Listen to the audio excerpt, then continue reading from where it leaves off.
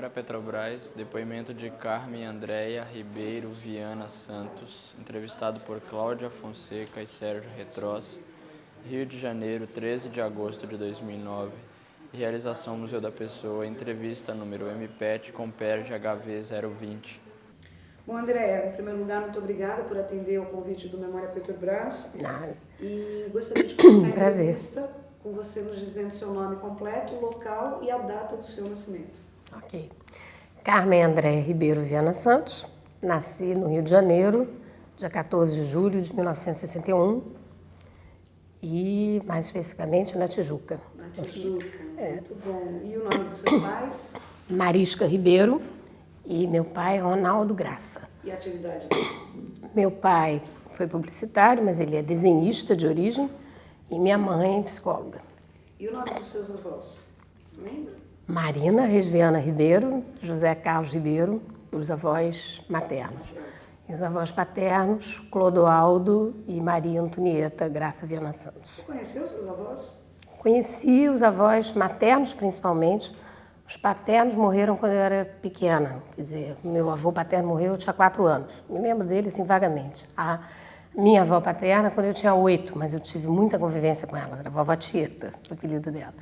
E aí, enfim, foi uma convivência intensa, a gente se gostava muito, então eu conheci. Os avós maternos, eu tive uma convivência total. Minha avó morreu quando eu já tinha 25 anos, tinha acabado de ter minha primeira filha. E meu avô morreu 10 anos depois, quando eu já estava com 35. Meu avô foi assim, a grande paixão da minha vida, então era assim, foi a pessoa mais maravilhosa que eu conheci. Minha avó também. Eu tive uns avós muito bacanas e muito presentes na minha vida, né? Então, e o que eles faziam, seus avós, as atividades? A minha avó era dona de casa, né? Aliás, as duas avós. Né? Naquela época era difícil mulher trabalhar. Meu avô era comerciante, mas ele se aposentou muito cedo, porque acabou indo mal nos negócios, a empresa dele lá faliu e tal. Então ele com 50 anos era um avô aposentado. Estava sendo avô e estava aposentado. E aí, então, ficou mais em casa e ajudava minha avó e ajudava a criar os netos. Minha mãe trabalhava, meu pai trabalhava o dia inteiro. Então, eles foram, assim, uma força aí na criação minha e do meu irmão, né? Tiveram uma participação total. Aí você fala com carinho desse avô, assim, teve um momento marcante que você lembra, dentre vários que eu imagino tenham acontecido? Olha, teve.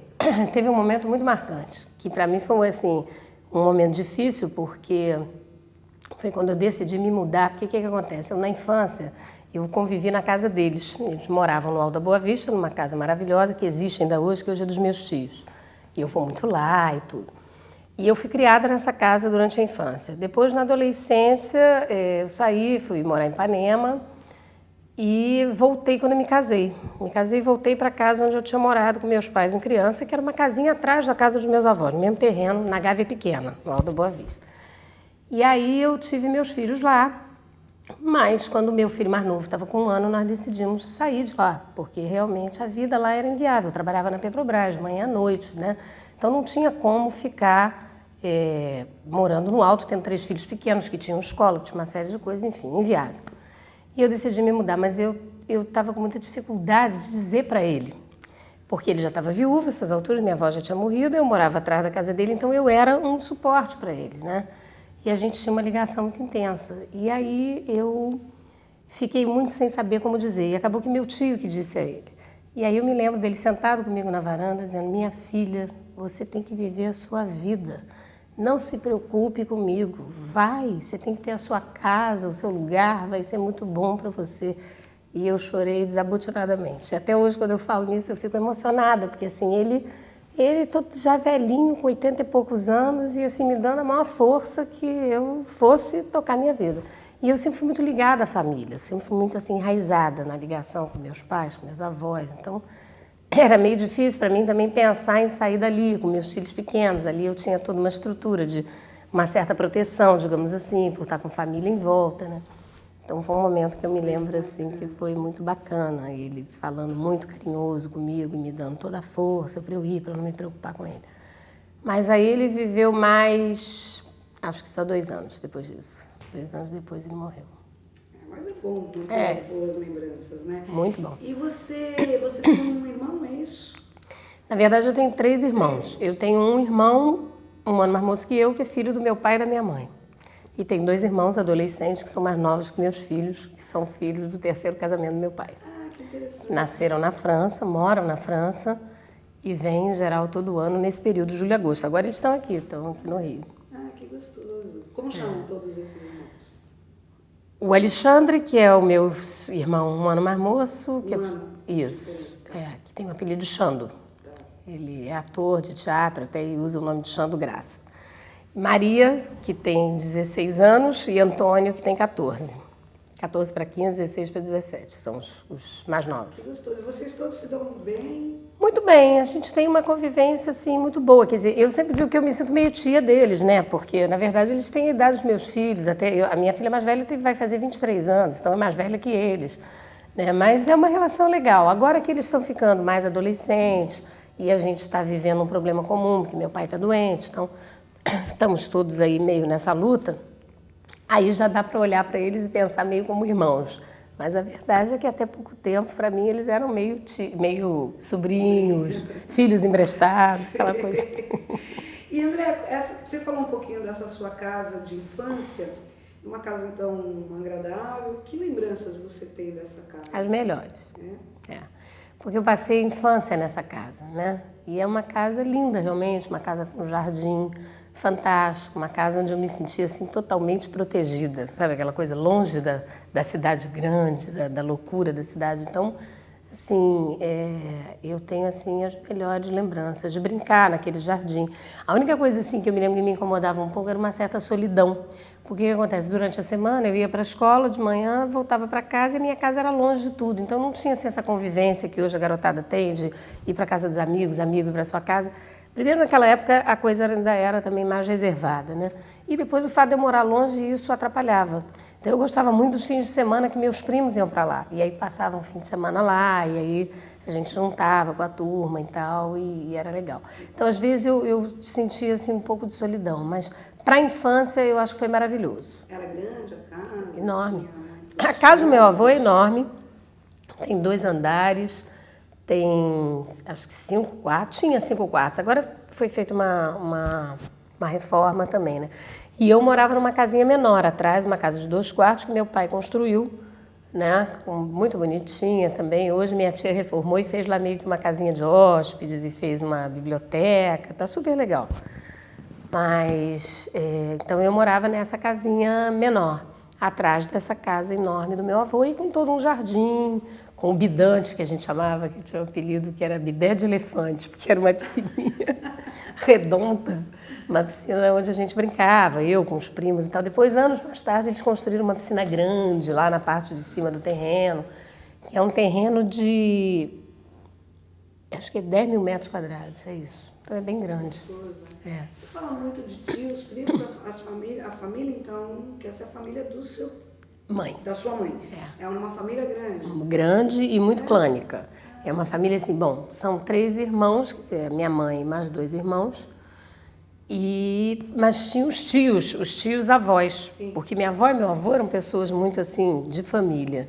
Então, a família da minha avó, principalmente. Então, os irmãos da minha avó, os filhos desses irmãos, portanto, são meus primos de 2º grau, a gente sempre teve uma convivência muito grande. Então, até hoje, enquanto minha avó foi viva, tinha aqueles chamados lanches da vovó de sábado, em que os irmãos dela, os filhos, inclusive o irmão mais moço dela, ele era 10 anos mais velho que minha mãe. Então, os filhos deles são meus contemporâneos e são grandes amigos meus, nós crescemos juntos. Então, a gente manteve assim, uma ligação muito boa e até hoje, quer dizer, a minha tia e minha madrinha, que é irmã da minha mãe, que mora na casa, e o meu tio, irmão da minha mãe, que fez uma casa ao lado, as grandes reuniões, assim, a Páscoa, o Natal, são lá, na casa deles, sempre. Sempre lá no alto, reunindo a família, reunindo os primos. Já está o quê? Na 4ª geração? Então, já porque você vê, meus avós, minha mãe, eu e meus filhos. Seus filhos. 4ª geração. 4ª geração, que coisa boa. Que coisa muito gostosa, bom. né? E vocês brincavam do quê? A gente brincava de polícia e ladrão, de pique-bandeira, de futebol. Eu jogava muito futebol porque eu era a única menina entre os homens. Eu tinha primos homens só, então eu era uma goleira. Segurava bem uma bola, entendeu? Muito bom. E aí jogava muito com eles, então era muito isso. Era polícia ladrão, pique-bandeira, aqueles pique-barrilhe na época que se chamava. Muita brincadeira assim de jardim, né? Piscina, entrava no bidante, fazia aquelas coisas, marola de correnteza, de não sei o quê. Era muito legal. Subia em árvore, tinha árvore pra caramba. Que ótimo. E aí você foi para a escola no período normal? Eu fui para a escola, primeiro eu fui para a escola Jardim da Infância lá no Alto, numa escola pública, com 5 anos. Mas aí tive um problema, naquele momento eu tive uma pneumonia muito séria. Com 5 anos, uma pneumonia por um vírus que só dava em adulto. Foi um negócio complicado. Aí precisei ficar internada, fiquei internada uns 5 dias. E aí saí do jardim naquele momento. É engraçado falar dessa história porque, assim, eu sei que a minha pneumonia para minha mãe foi terrível. Foi um momento que ela mudou a vida dela, inclusive que ela começou a repensar uma opção de coisa e tal. E para mim, eu me lembro como um momento bom, porque foi um momento que eu tive mãe full time, dando atenção para mim, direto focada em mim, as pessoas em volta de mim. Então, eu só fui bem tratada naquela pneumonia, não tenho nenhuma recordação ruim daquilo, entendeu? Mas aí, depois, no primeiro ano primário, eu fui para a Laudímia Trota, que era uma escola pública, não sei se você conhece, não, você é de São Paulo, né? Que é aqui no Rio, na Avenida Maracanã, na Tijuca, existe até hoje lá. Fiz o primário todo lá. E aí é interessante porque aí também muita coisa assim mudou, porque o período da Laudímia, que foi o período de infância, foi um período muito opressor, de certa forma, né? Porque era uma escola pública, era aquela coisa, você ia uniformizado, você fazia fila para cantar o hino nacional, vendo achar a bandeira, tinha aquelas festinhas todas programadas da escola, era aquela coisa bem rigidinha. Professoras muito rígidas, boas professoras, bom ensino pra caramba, mas, assim, professoras rígidas e tal. E depois, com 11 anos, eu tinha 11 anos, em 1973, 11 para 12, eu acabei o primário e minha mãe decidiu que nós tínhamos que mudar do Alto da Boa Vista. Chega, porque nós estávamos ficando adolescentes, porque ela não sabia dirigir, ela trabalhava o dia inteiro, meu pai trabalhava, ficavam meus avós, a gente dependendo do meu avô para me buscar na escola, meu pai me levava, o avô buscava aquela coisa, se tinha que ir a um dentista, despencava, meu avô comigo para o dentista, enfim. Então, mamãe disse, bom, chega. Eu chorei horrores, eu não queria sair do alto de jeito nenhum, porque ali eu estava sob as asas protetoras de vovó e vovô, e que era tudo de bom, e eu me sentia jogada na selva, imagina. E ela alugou um apartamento em Ipanema, um lugar fantástico, na esquina da rua Joana Angélica, com a praia de Ipanema. E eu fui falando mal, achando tudo um saco. Eu me lembro quando eu me mudei, o apartamento já estava arrumado. Mamãe fez a mudança sozinha, ela foi de uma coragem, assim, ela com o ajudante. Porque meu pai era contra se mudar, também adorava o Alto da Boa Vista, não queria sair. Eu e meu irmão também. E foi a melhor coisa que ela fez pela gente. Porque ali realmente transformou a minha vida. Porque eu que detestava a praia, passei a adorar. Virei garota de Ipanema, porque eu fazia o meu horário, ia a hora que eu queria, a hora que eu voltava, ia para a escola sozinha andando. Agora, no início, dei uma pirada, né? Porque eu fui para um colégio totalmente diferente, que era o Brasileiro de Almeida, que na época era tido como boate.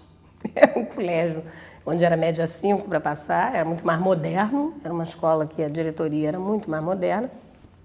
As meninas andavam com saia aqui em cima, fumavam, e eu fiquei meio assustada com aquilo, né? Tanto que no início eu tive problemas lá com algumas meninas que pegaram no meu pé, que diziam que iam me bater, faziam aquela pressão, e eu ficava apavorada, achando que realmente...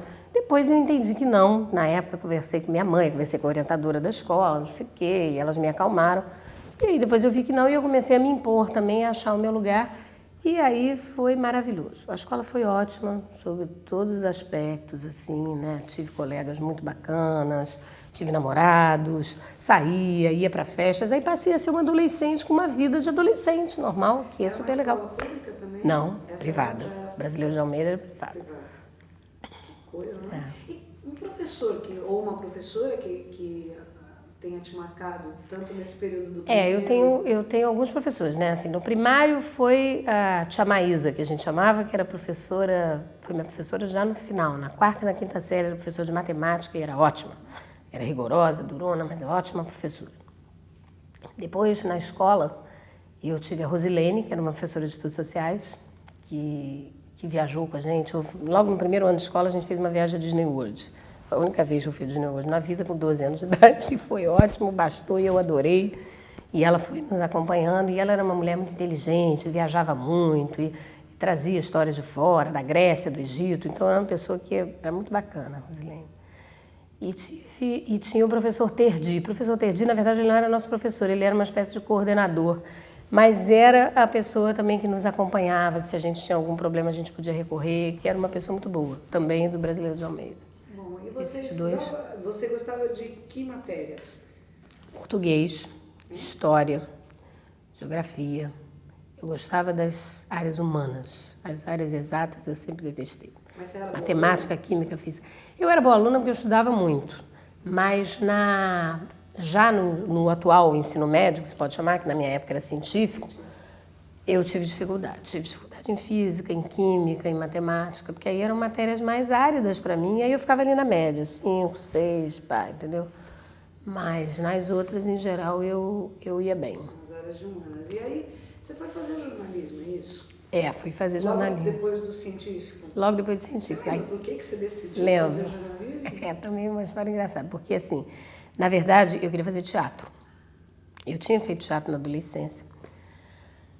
Outro dia até eu contei na tua frente aquela história da Bruxinha que era boa, que foi uma peça da Maria Clara Machado que eu fiz na escola. Na época... Você contou pra mim, então eu queria que você contasse de novo. Ah, é? Você fez, contei, que essa história é muito interessante.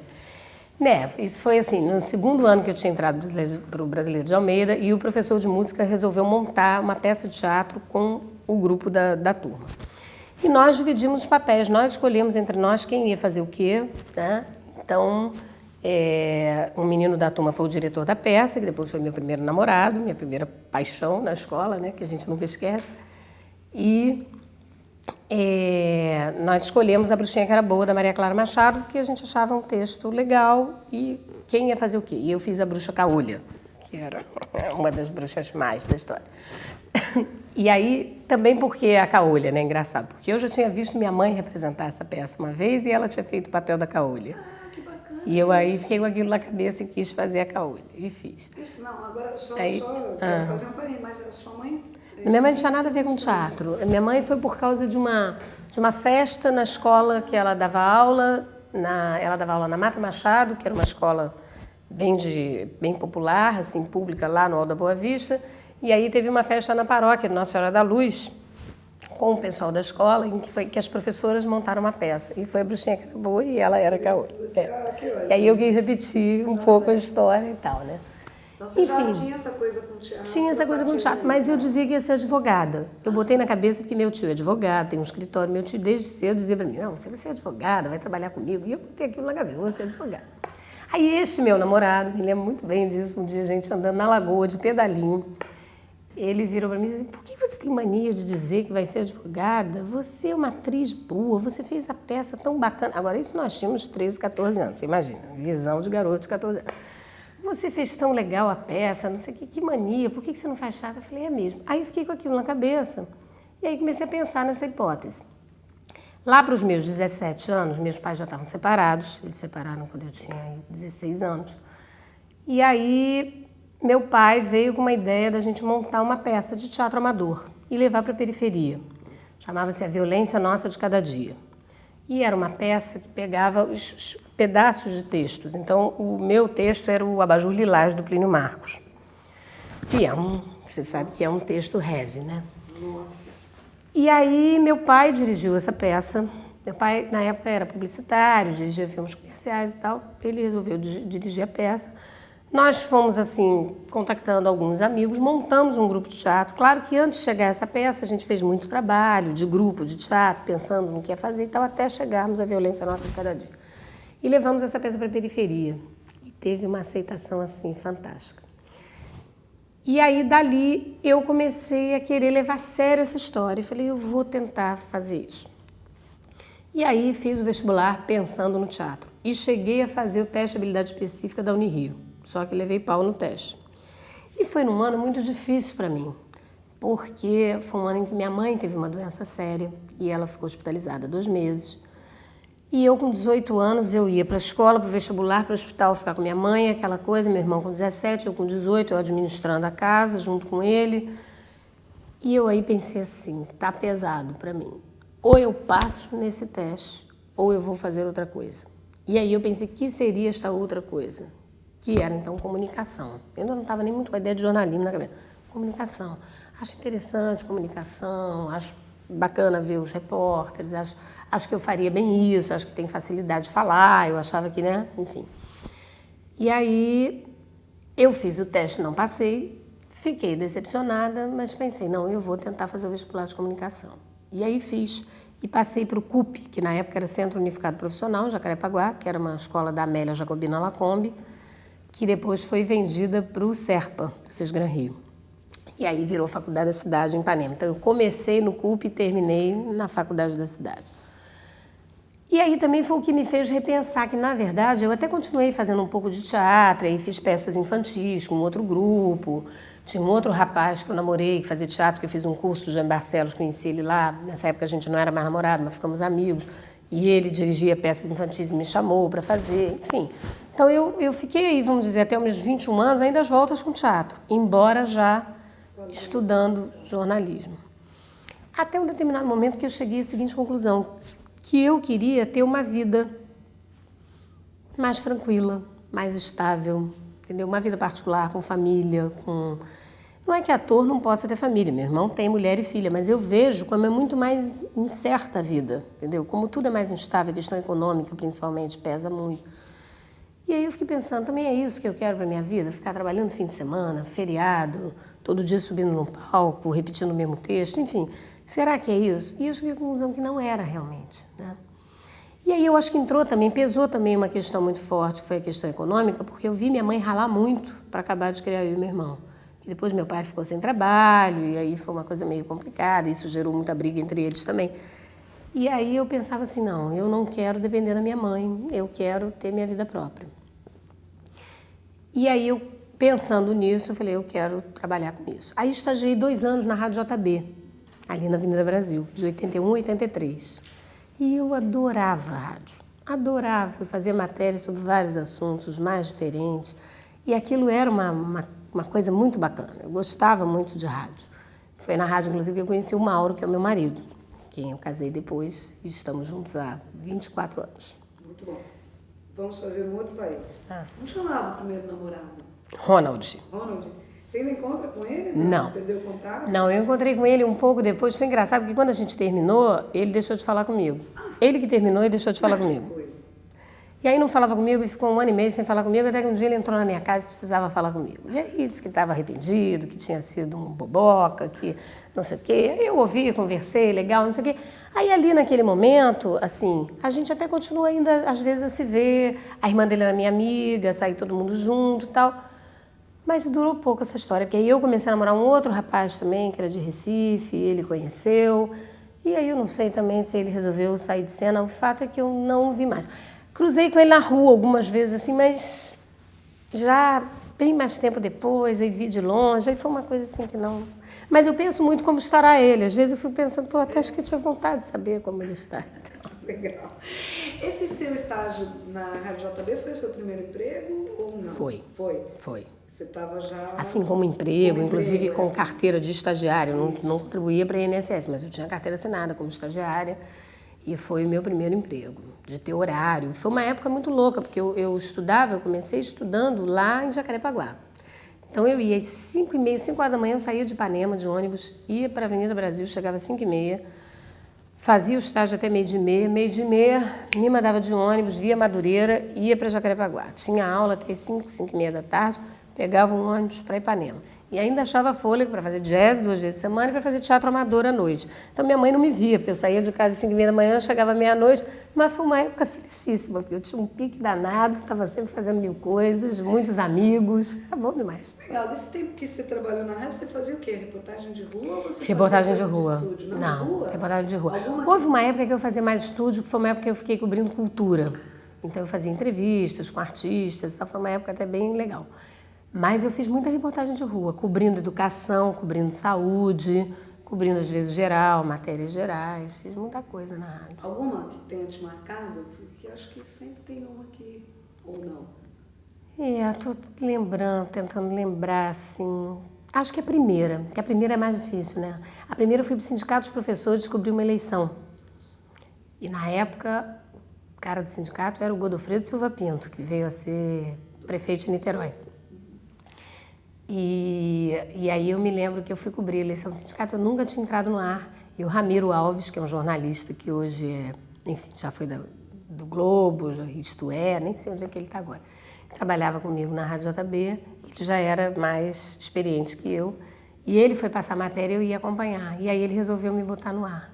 Falou, escreve aí, o que você viu disso? Eu escrevi, ele leu e falou, agora você vai falar. Eu falei, como eu vou falar? Primeiro dia que eu estava indo para a rua, assim, morri de medo. Mas entrei no ar lendo Flash, que se chamava na época, passar o Flash, né? Passei o Flash e tal, eu fui bem, a partir dali o meu editor falou, não, já pode ir tranquila e tal. E no início você sempre se enrola um pouco, fica com mais medo e tudo, mas depois dessa eu encarei. Aquele batismo de fogo. Né? E aí você ficou lá então 2 anos, mas aí você se formou... Fiquei lá 2 anos e saí com a maior tristeza porque não pude ser contratada por falta de verba. Mas eu fiquei na esperança, ainda fiquei 2 meses depois de formada, trabalhando lá, aguardando para ver se podia ser contratada. Aí quando eu saí, eu passei 11 meses meio de fossa, porque eu não encontrei emprego logo depois e eu fiquei, então assim, angustiada, querendo trabalhar, querendo contribuir com a minha mãe. Eu sempre fui de querer ter o meu dinheiro desde cedo. Com 16 anos dei aula de jazz para criança, então assim, eu corri atrás, né? E aí eu não encontrava emprego em jornalismo, fiz teste no Globo, na TV Globo. Tinha um cara que sempre me mandava ligar para ele, que ele estava tentando, e eu ficava ligando para esse cara e nada acontecia. E aí, eu fiquei 11 meses fora de jornalismo. Mas nesses 11 meses, eu durante 6 meses consegui um emprego através de uma prima da minha mãe no Colégio Sion, ali na Come Velho, perto da minha casa, onde eu fui dar aula de biblioteca para criança. Estavam precisando de alguém que fizesse atividade de biblioteca. E eu, como gosto de criança, como já tinha feito teatro para criança, resolvi encarar o desafio. Eu me lembro que eu preparava as aulas e eu ficava assim, meu Deus, nunca trabalhei com isso na vida, mas eu queria trabalhar com alguma coisa. A hipótese de estar formada e dentro de casa era uma coisa que me incomodava demais. E aí eu trabalhei na biblioteca do Sion e aí fazia atividades com as crianças, interpretação, desenho, um monte de coisa em cima das histórias para alunos de 1ª a 4ª série. E aí fiquei 6 meses agora. Meu acordo com eles era, quando eu arranjar um emprego na minha área, eu vou. Eu me formei para isso. E aí eu consegui um emprego na Petrofert, aí que começa a minha história na Petrobras. Que aí eu fui para Petrobras Fertilizantes, em 84. 84. Que quer fazer um break? Legal, não. Ok? Tudo bem aí? Então, vamos continuar. E como é que você ficou sabendo desse emprego? Na época não através foi... do meu tio, não era concurso. Não era concurso. Não, né? até porque as subsidiárias não tinham concurso. Né? Pois é. Então, meu tio era o assessor jurídico da Petrofert. Ele era da Petrobras, ele tinha feito concurso, mas ele estava na subsidiária, como um gerente da área jurídica. E ele conversou com o gerente da área de comunicação da Petrofert e perguntou se não precisava de jornalista e tal. E o cara falou, o Luiz Otávio, na época, que foi meu primeiro chefe, disse, poxa, diz para ela vir aqui, traz o currículo e tal. E eu fui, levei o currículo e ele gostou. E aí eu comecei, fiz um teste, já caí num fogo assim de escrever para jornal. E aí para mim já foi mais complicado, porque eu estava habituada com texto de rádio, que era curto, objetivo, não sei o quê. E eu tive que escrever página inteira para o Globo, que era patrocinada pela Petrofert na época, que era uma série Profissões Agrícolas de Nível Médio. Então eu me lembro que eu fui fazer... uma entrevista na Escola Nacional de Agricultura, Escola de Agricultura Venceslau Belo, que era ali na Avenida Brasil, que pertencia à Sociedade Nacional de Agricultura, né? Aí me lembro do professor Luiz Emídio, que até morreu uns anos atrás, eu vi a notícia e lembrei dele, porque foi a primeira pessoa que eu entrevistei, assim, ele falando sobre apicultura. E eu fui fazer uma matéria sobre isso. E aí depois foi publicada no Globo. Aí 2 semanas depois tive que ir para Belo Horizonte, para fazer uma numa escola agrícola de nível médio também. Era tudo profissões agrícolas de nível médio. Era uma central, fabricava queijo, leite, não sei o que, a partir da criação. E eu fui também entrevistar o diretor. Então, essas 2 matérias de página inteira, elas foram o meu passaporte, né, para o sistema Petrobras, porque ali o Luiz Otávio, que era o gerente da comunicação da Petrofert, gostou muito.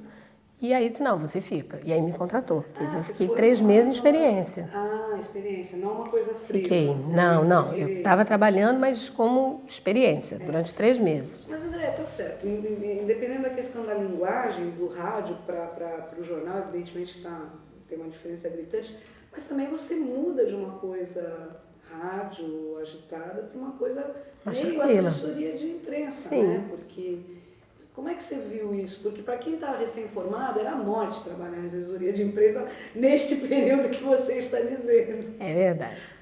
Pois é, no início foi difícil. O que era bom era que eu podia fazer essas matérias para jornal. Então, de alguma maneira, eu estava escrevendo também. Tinha um outro programa chamado Tupi na Agricultura, que era para a Rádio Tupi. Então, eu, às vezes, tinha também que escrever para o programa Tupi na Agricultura. Mas eu tinha que fazer matéria depois para o jornal interno, que foi criado. Ou seja, eu trabalhava com matérias e com jornalismo, mas fora de redação. Mas aí que tá, né, Cláudia? Eu acho que eu tinha tão forte também essa coisa de que eu queria trabalhar, eu queria escrever, mas eu também queria ter minha vida própria, eu também queria ter um horário. Que trabalhar na Petrofert foi muito bom. E assim, eu me lembro como talvez os melhores anos, porque era uma empresa pequena ainda, em torno de 400 empregados. Funcionava ali no edifício Serrador, na Senador Dantas, e no Astoria. Na época que eu entrei era dividido nos 2 prédios. E de cara eu encontrei uma acolhida muito grande no grupo que era da assessoria de comunicação, que tinham pessoas mais velhas do que eu. Tinha um da minha idade que está até hoje na Petrobras, que é o Nery, que é gerente de responsabilidade social. Eu e ele fomos amigos desde a época de profissionais estagiários, como nós éramos chamados, quando estávamos começando, né? E tinham outros amigos, assim. Então, nós éramos um grupo, sei lá, éramos uns 10, mais ou menos, 10, 11. E nós éramos uma família. Nós saímos juntos todo dia para almoçar, nós conversávamos sobre tudo. Nós tínhamos tempo, que é uma coisa difícil hoje, a gente ter tempo no trabalho. Naquela época, a gente tinha tempo. Eu me lembro que houve um momento, assim, alguns dias, que a gente ficava sem ter muito o que fazer, porque tinha horas que ficava aquela coisa mesmo, jogava porrinha, conversava, falava besteira, enfim, o tempo passava. A verdade é que, né? E de uma maneira mais tranquila também, de uma maneira mais humana, entendeu? Eu acho que as relações, 20 anos atrás, elas eram mais humanas. Era uma coisa mais, né? Então, assim, foi um período muito bom a Petrofert. Eu fiquei 10 anos lá. E aí, o que aconteceu? Eu entrei para a Petrofert, fui contratada, 2 meses depois casei com o Mauro. Resolvemos morar juntos, fui morar em Niterói. Aí, 1 ano e meio depois, já nasceu minha primeira filha. Ou seja, eu tive meus 3 filhos durante o período que eu estava na Petrofert. Foram 10 anos. O assunto em si era meio árido, porque era matéria-prima para fertilizantes. Então, ela era uma holding, né? Subsidiária, ela era subsidiária da Petrobras, mas era holding do grupo Petrofert, que era o grupo de empresas que fabricavam matéria-prima para fertilizantes. Então tinha em Goiás, Goiás Fértil, Fosfértil, Nitrofértil na Bahia, tinha sim, ICC em Santa Catarina, eu quase fui trabalhar na ICC, mas não fui. E, assim, 5 empresas ligadas. Quando entrou o governo Collor, em 1990, ele decidiu acabar com o grupo Petrofert. Acabar e privatizar. Privatizou todas, menos as empresas de nitrogenados, que era justamente a Nitrofert, que aí foi incorporada a Petrobras. A Nitrofert foi incorporada e virou a fábrica de fertilizantes, a Fafem, né, em Laranjeiras e na Bahia. E a parte toda de fosfato, fertilizantes fosfatados, foi vendida para a iniciativa privada. Isso aconteceu entre 90 e 92. Em 93 eu estava grávida do meu 3º filho. E aí começou uma história de que iam acabar com a Petrofert. Acabar, não tem mais razão de ser, uma holding, privatizou-se o grupo todo, né? E aí, o que a gente ia fazer? E aí a decisão do Renault, que era o então presidente da Petrobras, por orientação do governo Collor, foi demitir. Me lembro de uma matéria no Globo, da Ramona Ordones, dizendo, Renault diz que vai demitir os empregados da Petrofert. Bom, nós ficamos apavorados, nos reunimos em assembleia, né, o que a gente faz, o que não faz. Nisso, quer dizer, quando veio essa decisão, acho que eu tinha acabado de ter o Vinícius, que é o meu 3º filho. E aí aquela paranoia, aquele medo todo da gente. Bom, chegou-se a seguinte decisão. Um grupo, a empresa deu um incentivo à demissão. Então, uma parte saiu por incentivo à demissão. Tive vários amigos que resolveram sair. E o outro decidiu brigar na justiça. Foi o meu caso, foi o caso do Nery, foi o caso de outros, que ficamos e resolvemos lutar pelo nosso emprego. Nós éramos muito novos, estávamos começando a vida, por que que, né? E foi muito bom, porque enquanto essa história rolou na justiça anos, eu, quando voltei de licença maternidade, fui convidada pelo meu ex-gerente de comunicação da Petrofert, que já não era o primeiro, já não era o Luiz Otávio, era o Baiar Mota Lagrota, que era da Petrobras e que tinha sido meu gerente de comunicação da Petrofert. E o Baiar, então, me convidou para ir para a BR, onde ele estava. Ele estava como gerente de comunicação da BR, isso em 1994. Então, eu saí da Petrofert, quando eu voltei de licença maternidade, eu cheguei a ficar uns 2 meses, assim, meio parada, lendo jornal, porque tinha que esperar para onde eu ia, o que ia acontecer comigo. E aí o Baiar me convidou para ir para a BR e eu achei o máximo. E aí já cheguei na BR coordenando a área de imprensa e editando o jornal Vibração, que era o jornal para o público interno, na época. Mas André, na Petrofert ainda você chegou a ser chefe da comunicação? Fui. Eu fui chefe de setor da comunicação interna logo no início, assim. Eu acho que eu tive minha filha em 86, então isso deve ter sido aí 86, 87. Mas aí surgiram algumas questões, porque assim, a chefia para mim nunca foi uma coisa, eu sou o chefe, né? Nunca foi, até hoje não é. Eu estou chefe. Isso pode mudar a cada momento. E ser chefe para mim é muito compartilhar com a minha equipe. Só que você lida com algumas ciumadas às vezes, né? E aí eu tinha, nessa minha equipe, trabalhava uma moça, que aliás até hoje é minha amiga, continuou minha grande amiga, mas naquele momento foi meio difícil, porque ela era substituta do gerente de comunicação. Quando mudou o gerente, o Luiz Otávio saiu e entrou o Baiar de cara pegou eu e o Luiz Fernando Nery, que éramos jovens, e apostou em nós. E me fez chefe do setor de comunicação interna e a ele chefe da área de relações externas. E aí esta moça ficou se sentindo muito mordida. Aí na equipe, a essas alturas, também voltou a trabalhar lá uma jornalista do mercado, que era da Gazeta Mercantil, depois faleceu, e que era uma pessoa muito complicada também, uma pessoa muito competitiva. E elas começaram meio a me bombardear, a verdade é essa, isso às vezes acontece em empresa, e elas, enfim, começaram a minar um pouco. E o Baiar chegou para mim e achou que era melhor me tirar da chefia para me preservar, porque ele achava que eu ia acabar me estressando muito e tal. Isso 1 ano e meio depois. Claro que eu fiquei chateada, mas ao mesmo tempo eu pensava, eu sou muito nova, tenho muitos anos ainda de Petrobras pela frente, para mim é até melhor não ter esta responsabilidade. E aí botou, então, a outra que tinha sido substituta do anterior, a Solange, que é minha amiga até hoje, a Solange passou a ser chefe de setor. A única condição que eu coloquei para ele foi o seguinte, olha, eu fico até na mesma equipe, porque ele perguntou se eu queria ir trabalhar com o Luiz Fernando na área de relações externas, eu falei, não, eu gosto do trabalho da comunicação interna, adoro eventos, a gente fazia eventos, eu fazia o jornal interno, não tem problema, eu fico, agora, só não quero ser substituta oficial, porque aí eu fico com os encargos todos e isso eu não quero, então me tira desse papel. Mas eu continuo na equipe, o que para mim foi um bom exercício, porque em geral as pessoas quando saem da chefia é muito difícil ficar na mesma área, né? Você se sente fragilizada, é um negócio que fica meio complicado. Mas eu estava começando a minha vida, não tinha ainda essas coisas na cabeça, não sei, realmente eu fiquei. E ali eu me sentia muito bem. E aí eu continuei lá, inclusive apoiei a Solange, ajudei, mas sem, né? E eu sentia que ela ficava com ciúme de mim, que era uma coisa meio complicada. Só que eu estava mais preocupada com meus filhos, com meu marido, com a minha casa, com as minhas coisas. Então eu queria trabalhar bem, dar minha contribuição, mas sem grandes, né, sem maiores responsabilidades de chefia. E assim eu fiquei na Petrofert trabalhando, contribuindo até esta fase, até ir para a BR Distribuidora. Aí foi em 94. Aí foi em 94. Tá.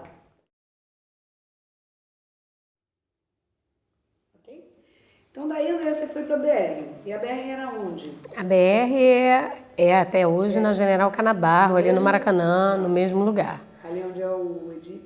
Edib. É o Edib. A BR é no Edib. Tá. É no Edib. Aí você foi para lá. E eu fui para lá trabalhar com o Baiar na comunicação da BR e ele me colocou... Quer perguntar alguma coisa? Fazendo já um monte de coisa, né? Ele me colocou como coordenadora da área de imprensa, mas que também fazia o jornal da comunicação interna. E assim, era coordenadora informal, eu não ganhava nada para isso, mas fiquei 3 anos à frente dessa área. O que também não é fácil, né, Cláudio? Porque eu costumo dizer assim, eu acho que na gerência a coisa mais difícil é gerir as pessoas, porque as pessoas são diferentes. diferentes da gente, diferentes entre si. Então, você tentar manter um clima harmônico e tal, que é o que eu procuro fazer sempre, é sempre uma luta. Eu acho que é assim o maior desafio. Trabalho eu acho que é mais fácil, agora as pessoas, né? Então, eu tinha uma turma também muito diferente. Tive duas que entraram por concurso, que eram duas mulheres mais velhas, então que já chegam também se sentindo, né, as estrelas, porque afinal de contas estão no mercado há muito tempo e tal, parará. Com uma eu me entendi muito bem, que é a Ana Badaró, que até hoje é minha amiga também e tal. Com a outra foi meio complicado, a gente teve alguns arranca-rabos e tal, e tinha algumas outras pessoas. Eu tinha que controlar desde o stiff das pessoas, a presença, que era um saco aquele sistema, ver o stiff, não sei o quê. Tudo marmanjo, você ter que ficar controlando, né, o stiff, até o trabalho em si, o jornal que tinha que sair, editar, os eventos que a gente tinha que cobrir.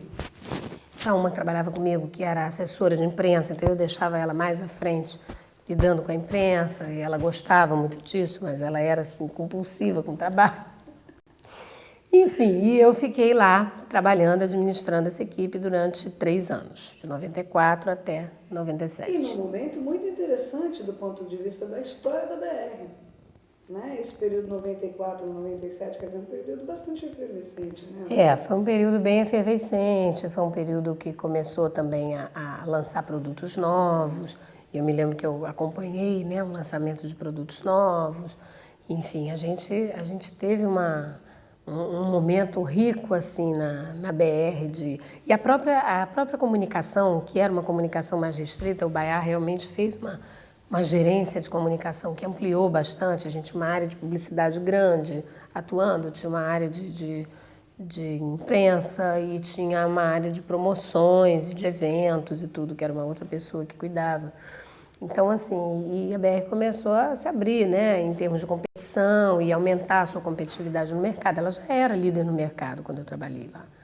Mas a gente via que era realmente uma empresa que estava crescendo muito, que estava à frente. Então, foi um momento bacana também, né? Eu gostei muito de trabalhar lá. A gente tinha um grupo muito grande também. Mais uma vez, era um grupo muito, assim, legal, que interagia muito, que a gente saía muito junto para almoçar, que a gente tinha uma coisa, assim, até aí mais até entre os setores. Não tanto só o meu núcleo ali de imprensa, mas com as outras áreas. A gente tinha muito contato, interagia muito, né?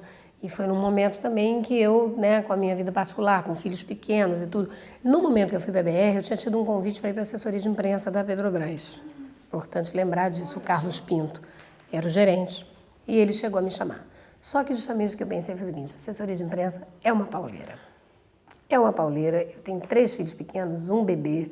Eu me meter na assessoria de imprensa da maior empresa do país, nesse momento, para mim vai ser uma roubada. E aí o BAIA, na mesma época, me convidou para ir para a BR e eu não titubeei e fui, entendeu? Mas que também não foi menos agitado. Não, né? foi bastante agitado, tinha muita coisa para fazer, foi muito legal. E aí você ficou lá até 97? Aí eu fiquei até 97. Aí o que aconteceu? Eu também já estava meio cansada dessa coisa de gerenciar, né? E sem ganhar, porque era uma coordenadoria informal. E aí eu comecei a repensar algumas coisas.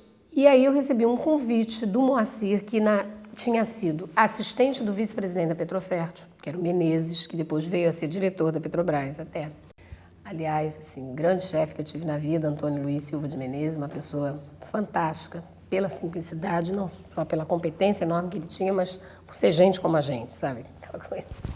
E o Moacir, que tinha sido assistente do Menezes, o Menezes voltou a ser vice-presidente da Petrofértil naquele momento, e para começar a desenvolver as negociações do gasoduto Bolívia-Brasil, em 94.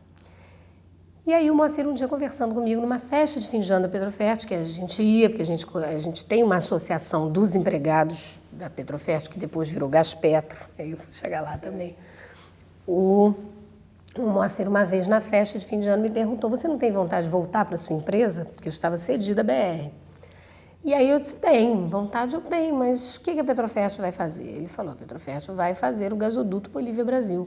E nós vamos precisar de uma pessoa de comunicação. Eu não posso te prometer nada nesse momento, não tem chefia, não tem cargo, mas você também, eu sei que você está lá trabalhando na BR no amor, né? Você está gerenciando uma área, mas eu falei: exatamente, com todo amor. Amor por amor. Então, amor por amor. Ele falou: esse aí é um desafio, é uma coisa que está começando, pensa a respeito e tal. E aí a gente foi de conversar e uns meses depois ele me chamou de novo e eu falei: eu vou. E aí cheguei para o Baiar, agradeci muito a acolhida toda que ele me deu na BR, porque o Baiar me acolheu num momento em que, obviamente, eu estava muito tensa com a questão do emprego, continua, não continua, vai para onde, né? Então, ele ter me chamado, eu sou muito grata a ele até hoje por isso. Mas ele também entendeu perfeitamente. Eu falei, Baiar, eu preciso descobrir novos caminhos, acho que voltar para a Petrofert vai ser legal, porque a empresa vai crescer, vai fazer outras coisas e tal. Bom, e aí, emergi, né? Entrei direto na questão do gasoduto Bolívia Brasil e era eu e eu só. Não tinha equipe, não tinha nada. Então, eu intermediava entrevistas do Menezes, eu fazia lá... o clipping era assessoria de imprensa da Petrobras, fazia, eu já recebia, mas eu via as matérias que eram de maior interesse, quando tinha que organizar algum evento, eu organizava, mas assim, eu comecei a ter uma interação muito grande com a comunicação da Petrobras, que naquele momento se chamava Sercom. Aí eu quero fazer um parênteses e voltar um pouquinho atrás. Foi assim um salto na minha vida, eu acho, porque a relação com o Sercom. Porque eu, enquanto subsidiária, a Petrobras para nós era uma entidade. Era aquela coisa que ficava assim distante, era a grande mãe Petrobras. E o serviço, que na época era serviço de comunicação, que era o Sercom, Serviço de Comunicação, então era uma coisa assim, totalmente distante de nós. A gente não ia à Petrobras. Quem ia à Petrobras era o meu chefe, era o Luiz Otávio, era o Baiar. Eu ouvia falar do Atan Barbosa, que tinha sido superintendente de comunicação, depois do Rogério Coelho Neto, depois do Leonan, depois não sei o que. Mas eu ouvia falar, essas pessoas para mim até então eram quase que, né, entidades de um mundo muito mais alto onde eu jamais poderia chegar. Então eu não tinha nenhuma relação, pouquíssima relação com a comunicação da Petrobras. Na BR já tive um pouco mais. No período BR, o Leonan, na época que eu estava na BR, o Carlos Leonan, que é jornalista, era o superintendente de comunicação da Petrobras, eu fui fazer uma matéria com ele para o Jornal da BR. Enfim, comecei um pouquinho a... Mas no período Petrofert a minha relação era quase zero Petrobras. E aí, no momento que eu volto para a Petrofert para cuidar do gasoduto Bolívia Brasil, eu fui trabalhar no mesmo andar da comunicação, 12º andar do Edísio, onde, aliás, a gente está até hoje, né? E eu, então, comecei a interagir com os gerentes de comunicação. Precisava de apoio de evento, eu ia lá, eles aqui davam todo o suporte para o evento, precisava de divulgação. E comecei realmente a interagir muito mais, a ficar mais conhecida na comunicação e a conhecer as pessoas da comunicação. E foi muito legal, porque aí eu realmente entrei no ambiente Petrobras, digamos assim, no ambiente holding, eu que até então tinha trabalhado em subsidiária, né? E é diferente. Pra você ter uma ideia, na BR as pessoas se referiam a Petrobras como a petróleo. Era uma coisa assim, não, porque a petróleo, era muito engraçado, eu achava estranho chamar Petrobras de petróleo, mas até pouco tempo todo mundo chamava de petróleo. Então era distante, entendeu? Era aquela coisa, né? E aí eu comecei a interagir mais, a me conectar mais com o pessoal da comunicação e aprendi muito sozinha, não tinha ninguém de equipe, ninguém, zero. Precisava desse apoio e eles foram muito acolhedores, assim, eu só posso falar bem realmente das pessoas, dos gerentes, das equipes dentro da comunicação, que sempre me acolheram e sempre procuraram me apoiar. Então, assim, desde os primórdios do gasoduto Bolívia Brasil, me lembro do primeiro evento que a gente teve que fazer, que foi ainda a pedra fundamental da obra para início das obras, a assinatura do contrato para início das obras, Brasil e Bolívia, com Fernando Henrique, na época presidente da República, teve um evento em Corumbá, lá fomos nós para Corumbá, eu, o engenheiro, o Lúcio Pimentel, que é o gerente de imprensa, que estava na imprensa na ocasião e foi montar toda a parte de imprensa lá, e eu junto na organização do evento, e nos viramos e fizemos a tal assinatura acontecer. E isso, muitos outros eventos do gasoduto vieram, né, muitas inaugurações, aí a gente já podia contratar uma empresa de eventos local, eu conheci uma pessoa lá que tinha uma empresa de eventos e que fazia o evento, que ficou muito bacana, enfim. Mas e aí a comunicação também institucional começou a entrar mais pesado, porque aí, quando começa realmente a obra acontecer, tem que fazer relação com comunidade. Tem que né, fazer eventos de grande porte envolvendo a presidência da República. Então, o pessoal do Sercom, Petrobras, já entrava mais pesadamente nisso e eu entrava junto e complementava, e trabalhava com eles e ajudava, enfim. Então, foram momentos muito bacanas. Assim, aquele momento do gasoduto, você vê nascer essa obra grandiosa que ia trazer gás natural para o país, né? A possibilidade de um combustível alternativo, né? Tudo aquilo, eu me sentia assim, fazendo parte de uma história. De, poxa, que bom que eu estou fazendo parte dessa história e estou podendo contribuir. Né? Já dava essa noção nessa época para vocês que estavam envolvidos? Já. Já tinha essa perspectiva de... Eu me sentia assim, eu tinha a impressão de que realmente era um marco e que ali provavelmente ia ser um divisor de águas no sentido de você trazer, né, um combustível alternativo e que gerava economicidade, que tinha uma série de vantagens, digamos assim. Que não seria, a gente não via como uma coisa competidora ao petróleo, nem poderia ser, mas complementar, né, que era uma... Como é que vocês organizavam? Porque você citou uma coisa interessante, quer dizer, você tinha toda a parte de comunicação com a imprensa e era uma coisa grande, enfim, mas também tinha essa parte da comunicação com comunidades, até da comunicação com as cidades, enfim. Essa aí que aconteceu. Eu não tive uma interação direta nesse processo, porque na ocasião, quando começou a obra efetivamente, foi criada a Transportadora Brasileira Gasoduto Bolívia Brasil, que é a TBG, que hoje funciona ali na Praia do Flamengo.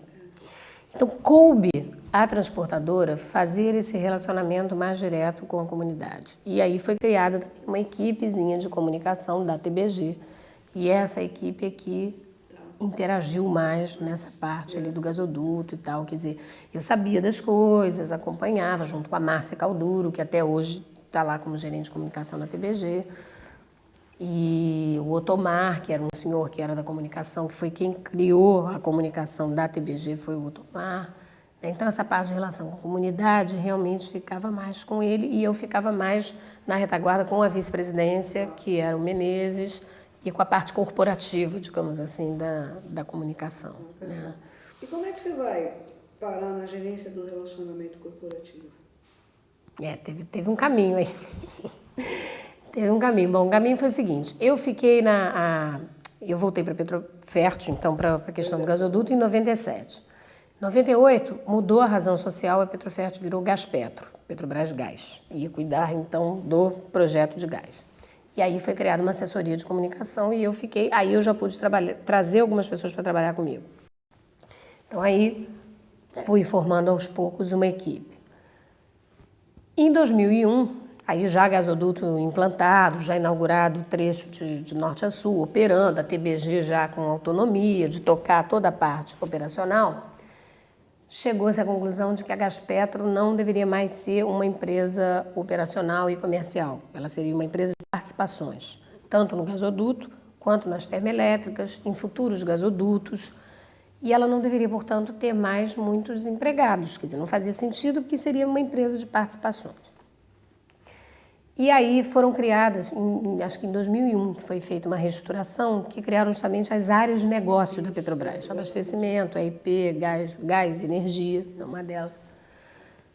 E eu, então, fui transferida, criaram uma comunicação no gás e energia. E eu passei a ser, então, a coordenadora de comunicação da área de gás e energia. Nisso houve mudanças, o Menezes, que era vice-presidente da Petrofert, da Gaspetro, então, foi ser diretor primeiramente da área de serviços, depois da área de gás.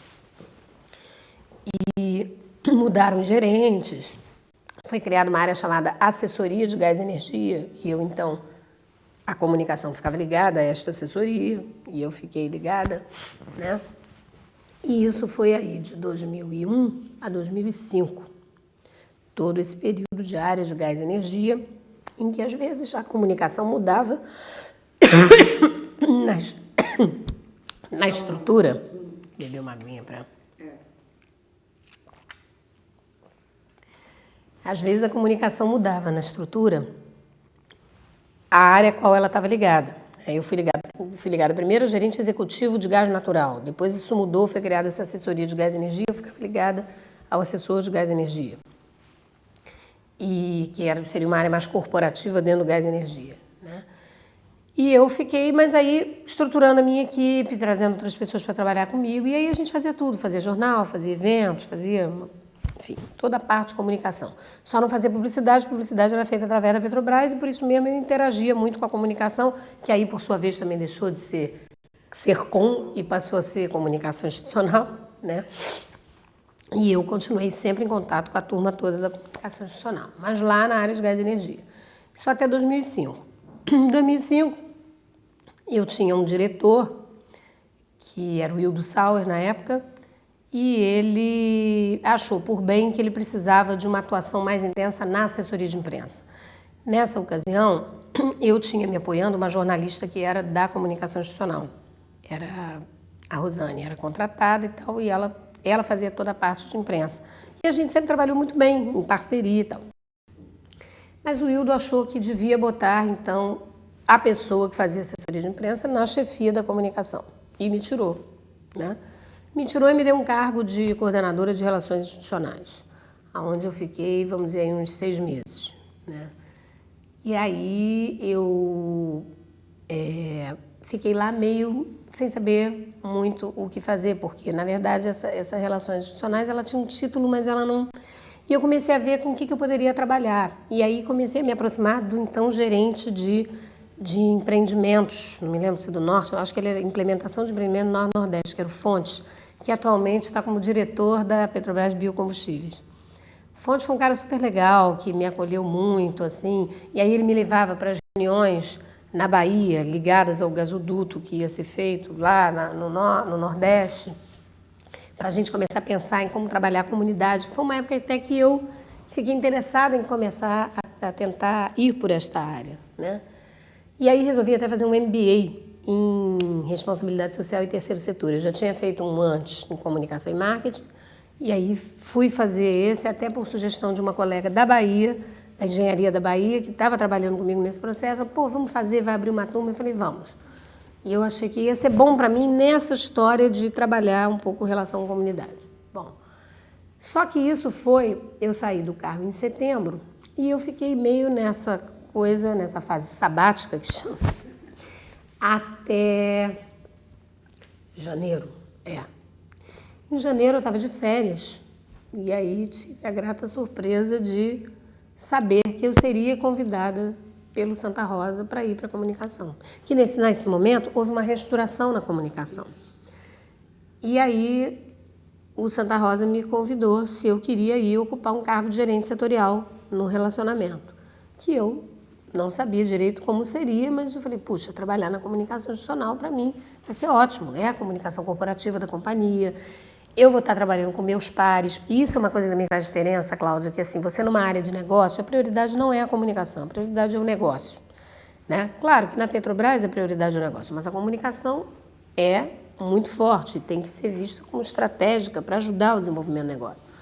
Mas quando você está na área de negócio, os caras estão, e eu entendo, com razão, muito preocupados ali se o gasoduto vai sair, se a termoelétrica, se a negociação lá, a sociedade com a termoelétrica vai sair. E aí você chega com os problemas de comunicação, tudo que a pessoa menos quer ouvir. Então eu sempre procurei trabalhar muito nas áreas onde eu tive, mas eu sentia que a comunicação ficava meio em segundo plano. E a perspectiva de ir para a comunicação institucional para mim era muito boa, assim, de poder estar numa área onde se respira comunicação, né? Isso é uma coisa legal.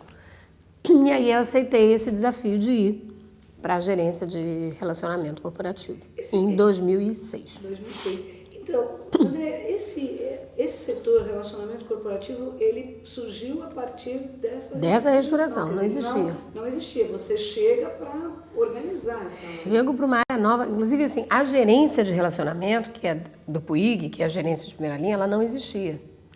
Ela aglutinou 3 gerências setoriais. A comunicação interna, que chamava-se comunicação interna, passou a se chamar relacionamento com o público interno.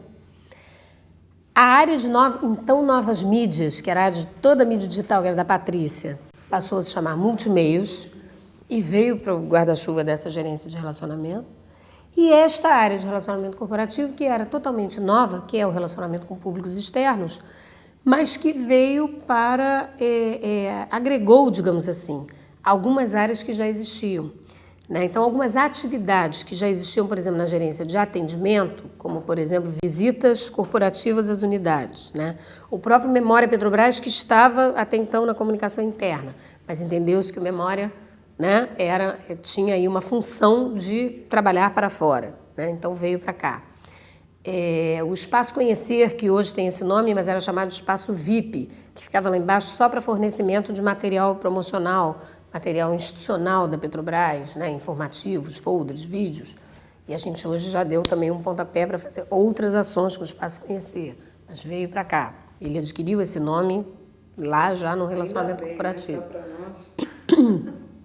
O Coral Petrobras, que era relacionamento com o público interno, mas aí começou a ver, poxa, o Coral é um tremendo instrumento de relacionamento para fora, porque ele é da força de trabalho, mas ele se apresenta externamente, então veio para cá também. E aí hoje a gente já tem muito mais corais também. Eu sou apaixonada pelo Coral, sou assim, uma fã tiete do trabalho do Machado, que eu acho fantástico.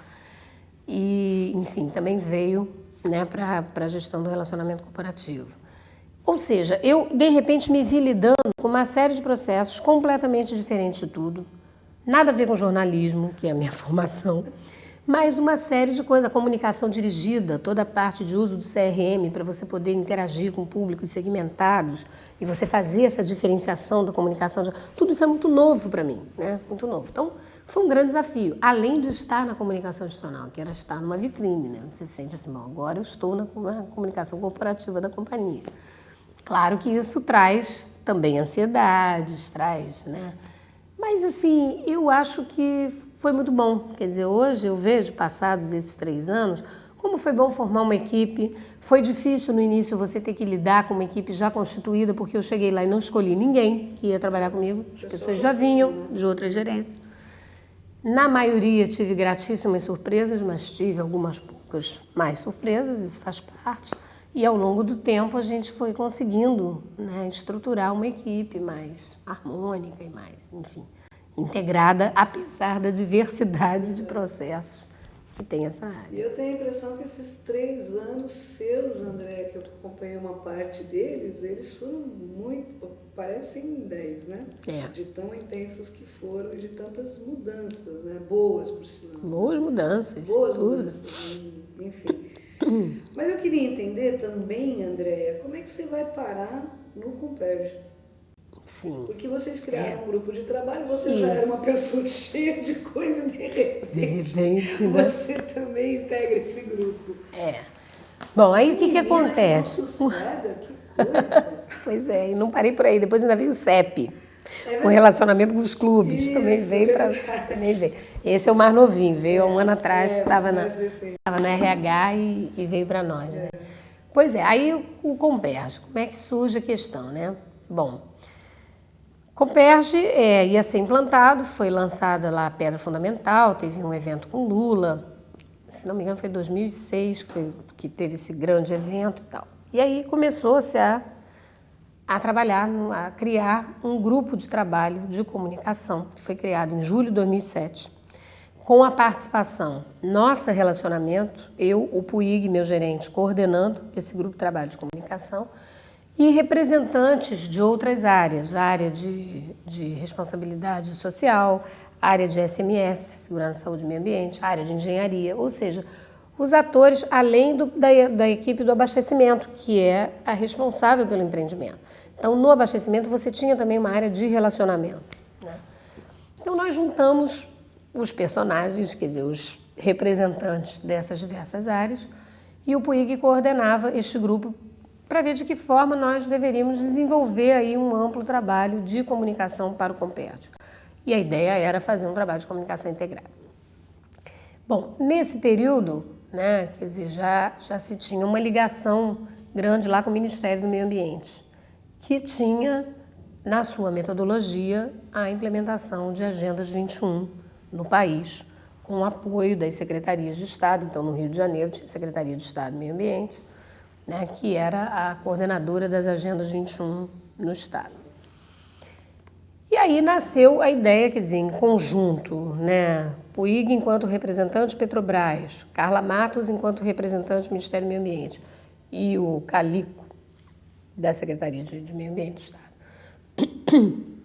Começaram, então, a se reunir e a conversar sobre a possibilidade de implementar uma Agenda 21 Comperj em torno dos municípios. E eu, de cara, achei essa ideia muito interessante, porque, de alguma maneira, a gente saía daquele papel da Petrobras responsável por tudo, quer dizer, Petrobras quando chega com um empreendimento numa comunidade, ela tem que fazer, ela tem que resolver todos os problemas, sejam eles quais forem, e a gente começa a pensar como é que se pode trabalhar coletivamente. E como é que se pode trabalhar não de acordo com aquilo que a Petrobras acha que deve. Tem problema se eu tirar esse blazer agora? Não, vamos, é só que tem o microfone, ele ajusta para você, nenhum problema. É só porque agora está assim mesmo, depois a gente sofre. Vamos lá. Nada, é muito então, bom. Bacana essa coisa do coletivo, né? Isso. Então, assim, eu comecei a perceber que haveria uma mudança nesse processo, né? E assim, não só o olhar da Petrobras, eu vou entrar para levar isto para a comunidade, vou atender a esta questão sob a ótica da Petrobras, mas a ótica realmente dos diversos atores envolvidos no processo. E aí que você começa a pensar nas chamadas partes interessadas, né? Quer dizer, quais são aqueles públicos, aqueles atores na região que serão impactados pelo Comperj, que têm alguma interação, que vão sofrer algum tipo de intervenção ou de impacto em função da chegada do Comperj. Então, essas pessoas têm que ser chamadas para conversar. E aí, realmente, eu dou todo o crédito ao PUIG nesse sentido, porque eles, junto com o Ministério do Meio Ambiente, com a Secretaria, eles realmente capitanearam muito bem esse processo. Mas eu fazia parte desse grupo de comunicação, desse grupo de trabalho de comunicação. E aí surgiu, então, a ideia, quer dizer, embora o PUIG estivesse gerenciando esse processo deveria, como processo, deveria ficar ligado ao relacionamento corporativo, porque é mais um processo de relacionamento com os públicos externos, né? E então nós nos reunimos semanalmente, discutíamos como seria esse processo e começamos a divulgar essa ideia de se constituir uma Agenda 21 através de caravanas. Nós fizemos as caravanas Comperj. Então nós fizemos aí ao longo de 3 meses uma caravana semanal em que nós fomos aos 15 municípios, incluindo o Rio de Janeiro, né, que eram os municípios considerados na área de influência do Comperj. E nós então visitávamos esses municípios e tínhamos palestras sobre o Comperj. Então, de um lado, a gente tinha a palestra da área de abastecimento, que falava sobre o empreendimento. O que é o Comperj, como será, do ponto de vista do complexo petroquímico, o que vai trazer, quais vão ser os produtos, né, digamos, do Comperj e tal.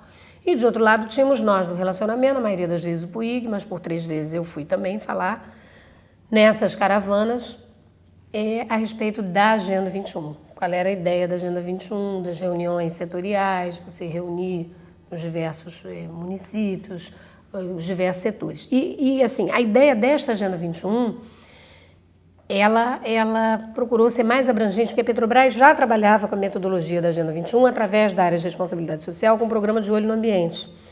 Mas era uma Agenda 21 focada na comunidade. Então, assim, em áreas onde a Petrobras tinha atuação, né, nos municípios, se constituíam as Agendas 21 locais para a comunidade. A do Comperj, a proposta justamente era envolver os principais atores. Então, pegou-se o primeiro setor, o poder público, segundo setor, empresários, terceiro setor, as associações, as ONGs, né, as organizações da sociedade civil, e o quarto setor, a própria comunidade. Vocês eram bem recebidos, André, nessas Olha, caravanas? nós éramos muito questionados, claro, né? Assim, a população tinha muito interesse em saber. Mas não tinha, às vezes tinha um ou outro que eram ambientalistas, por exemplo, preocupados com o que ia fazer com a água da região, que já tinha dificuldade de água e o Comperj, como é que seria. Então, a gente sempre levava pessoas ligadas à área ambiental para poder responder, né? Então, assim, às vezes tinha umas cutucadas, né? Eu me lembro que teve um evento que foi assim, quase que uma loucura, que foi um evento que nós fizemos em Itaboraí, 2.700 pessoas, em que nós convidamos todos né? O convite foi aberto. E a ideia era ali, para começar, a gente criar um fórum regional para a Agenda 21, em que nós teríamos que ter representantes dos 4 setores em cada município. Então, nós íamos extrair dali 60 representantes, eram 15 municípios. Então, as pessoas tinham que votar. Então, primeiro foi feita toda uma palestra sobre a Agenda 21, sobre qual era a ideia, sobre o Comperj e tal. Trouxemos pessoas de fora para falar. o Puig coordenou esse evento, junto com a Carla Matos e tudo. Mas ali nós tivemos mais dificuldade, porque as pessoas disputam muito. E qualquer coisa que você proponha, isso dá uma sensação de poder. De repente, você ser o representante num fórum regional que vai poder monitorar, discutir as questões do Comperj, vai poder acompanhar, porque a ideia desse fórum é que ele acompanhasse o processo da Agenda 21 em cada município, né? Então, isso gerava uma disputa. Então, até a votação disso foi um caos. Houve um momento que eu tive que subir na cadeira e gritar com o pessoal de Itaboraí, que estavam quase que se supapeando, porque uns queriam um representante, outros queriam outro. E eu falei, gente, não é possível isso, pelo amor de Deus, entendeu? Então, assim, mas foi um processo muito rico, né? De convivência com as comunidades, de entender, né, as realidades desses públicos, né, tão diferentes da nossa realidade também. E, principalmente, eu acho que uma postura da Petrobras de se desarmar um pouco, né, talvez um pouco de arrogância no sentido de nós é que sabemos o que esse município precisa. Não, nós não sabemos. A gente tem que extrair do município o que é relevante para aquele município. Mas não é extrair na visão só do prefeito, não é extrair só na visão do empresário que quer ali implantar o seu negócio. É extrair na visão de todos. Você tem o poder público, mas você tem os empresários, você tem a comunidade falando e você tem as ONGs, as associações de moradores também podendo se colocar e levantando, então, as potencialidades, as preocupações e o que podem ser, digamos assim, soluções para a região. Soluções ou, né, no sentido de tentar resolver. Também, por que não? Né? Você até experimentar alguma coisa, qual o problema? Se você tiver com isso consolidado. Né? Exatamente. Agora, quem acompanhou mais de perto toda essa prática da Agenda 21 e todo esse trabalho foi o Ricardo Frosini, que virá conversar com vocês, né? E é muito legal porque o Ricardo realmente ele vivenciou todas as reuniões, então ele pode até detalhar melhor como foi o processo dessas reuniões, esse dia a dia, que esse dia a dia eu realmente não acompanhei, quer dizer, eu fiquei no processo inicial de implementação da Agenda 21 com o grupo de trabalho. Né? A gente queria também essa tua memória desses primeiros momentos, porque eles também sempre são muito ricos. Bastante ricos. Agora, atualmente, isso continua na gerência do... Continua na gerência de relacionamento, então, continua. Hoje já está um pouco mais acomodado. Hoje já está acomodado, assim, as reuniões setoriais elas já terminaram, né? Os chamados planos de PDLS, Plano de Desenvolvimento Sustentável Locais, né? Eles já foram, digamos assim, construídos, né? E agora está na fase final, que justamente a gente tem que partir para a publicação da agenda, né? Para poder desdobrar, porque aí muito bem, construíram-se belas agendas em cada município, reunindo todos os setores.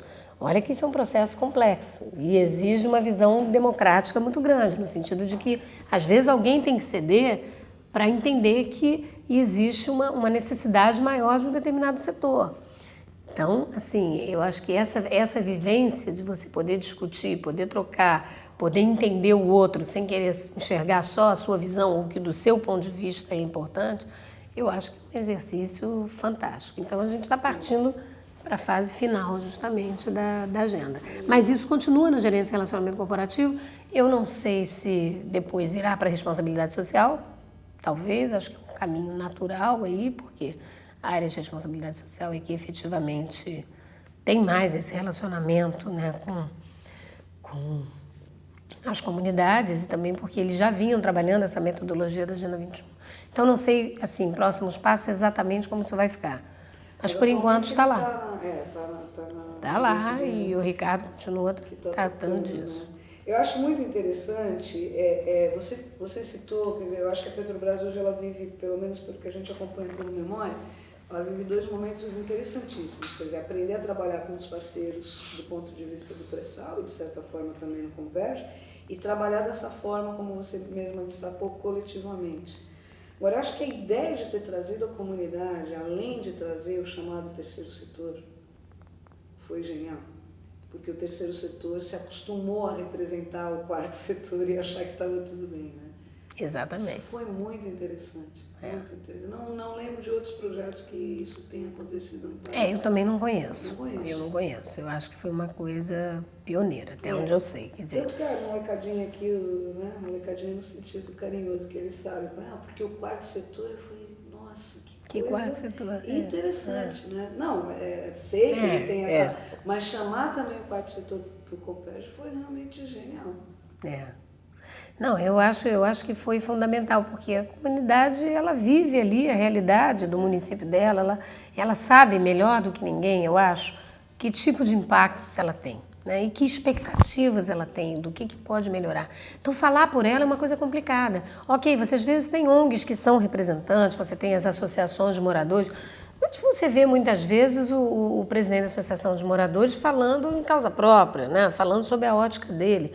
Então, você poder reunir ali, é claro que você não pode reunir todo mundo, você não pode pegar toda a comunidade, mas você pegar elementos chaves da comunidade, né, eu acho que representam ali a essência de quem está realmente vivendo o dia a dia daquele município. Então, eu acho que foi... Isso foi fantástico. André, você destacaria assim, um grande aprendizado desse período, pelo menos até aqui, dessas ações do Comperj? Eu acho que o grande aprendizado é esse, é o sentido da importância da parceria, da coletividade, né, do saber ouvir o outro, né, da gente não querer apenas analisar as coisas sob a nossa ótica. A nossa ótica tem alguns elementos, mas você tem que trazer quem está do outro lado também para conversar, quem está ali vivendo diretamente. Então, eu acho que o grande aprendizado é esse. Eu sempre acreditei, aliás, Cláudia, nisso, num trabalho integrado, trabalho de parceria, né? Eu nunca fui, assim, de guardar as coisas para mim, querer eu fazer. Ao contrário, quanto eu puder delegar, distribuir, fazer junto, é o que eu quero. E aí é interessante porque com o Comperj, não só a Agenda 21, que eu acho que trouxe isso, e para mim esse é um grande aprendizado, mas como subproduto desse grupo de trabalho de comunicação, nós constituímos um outro, vamos chamar assim, um subgrupo de comunicação, para pensar em ações de comunicação efetivamente. Quer dizer, aí fora a Agenda 21, que é a parte de relacionamento. Mas você ter instrumentos de comunicação funcionando e ter ações desenvolvidas para dar divulgação ao Comperj. E nós construímos um plano de comunicação no ano passado, com a participação aí dos representantes da comunicação, mas das diversas áreas. Então entrou a engenharia, que fala com a força de trabalho, né, com o pessoal que está efetivamente construindo o complexo. Entrou a área de saúde, segurança, meio ambiente. Entrou o pessoal do abastecimento, a comunicação do Comperj. Entrou uma pessoa da comunicação corporativa do abastecimento. Entrou a nossa publicidade. Entrou a nossa área de relacionamento. Ou seja, nós envolvemos elementos da comunicação institucional e de outras áreas que são aí, né, que têm uma interação com o Comperj, que estão participando desse processo, e juntos nós discutimos que ações nós poderíamos desenvolver. Algumas nós já estamos até implantando, outras não, porque exigem, inclusive, um maior volume de investimentos, tudo isso num ano em que a gente está lidando com otimização de custos, então a gente tem que ser cuidadoso nisso. Claro, esse plano de comunicação, ele é interno e externo. Ele é interno e externo. Interessante. Tem alguma noção? Ele é mais externo até do que interno, mas ele... Não, porque a gente até conversou com o Giovanni estava até explicando que esse universo Petrobras é tão imenso que você também, muitas vezes, tem que informar para a própria companhia, para os trabalhadores, o que está acontecendo, claro, né? Claro, então, sem dúvida. Então, estava te perguntando se tem alguma dessas ações que você disse que já estão em desenvolvimento que você possa contar aqui para a gente registrar. Tem assim, por exemplo, uma das ações do plano que a gente pensou foi na área de interação com as escolas, né, da região. E aí a gente está usando o Espaço Conhecer, nosso, porque dentro do Espaço Conhecer a gente tem ações proativas de ir às escolas, de divulgar a Petrobras, a gente usa um contador de histórias, faz isso de uma forma bem lúdica, com crianças do ensino fundamental, né, de 7 a 14 anos, e primeiro e segundo ciclo. E a ideia, então, é que a gente começasse, porque a gente estava fazendo isso um pouco aleatoriamente, por demanda, e aí nós pensamos, não, vamos canalizar essa ação do Espaço Conhecer para áreas onde tem os empreendimentos da Petrobras e onde isso possa ajudar, né, como uma comunicação feita pela Petrobras. E aí nós elegemos esse ano a área do Comperj. Então, a gente está trabalhando o Espaço Conhecer nos municípios no entorno do Comperj, né? Então, o contador de história vai lá, apoiado pela nossa equipe, e fala de Petrobras, dos projetos, da preocupação da Petrobras com a questão da preservação ambiental, né, com a energia, a importância da energia, as alternativas de energia, e aí fala do empreendimento. E o Comperj, vocês já ouviram falar no Comperj, aí diz que o Comperj vai para lá. Isso tudo de uma forma mais lúdica, é um trabalho mais voltado para crianças que a gente já está fazendo, né? Fora disso, a gente está em parceria com a publicidade, buscando maneiras de chegar ao público em geral. Então, nesse momento, está em estudo aí, está em negociação um programa na TV Record, que é com Wagner Montes. A gente chegou à conclusão que o Wagner Montes é um grande porta-voz na região, porque ele tem um programa ao vivo em que as pessoas mandam suas perguntas, em que as pessoas tiram dúvidas.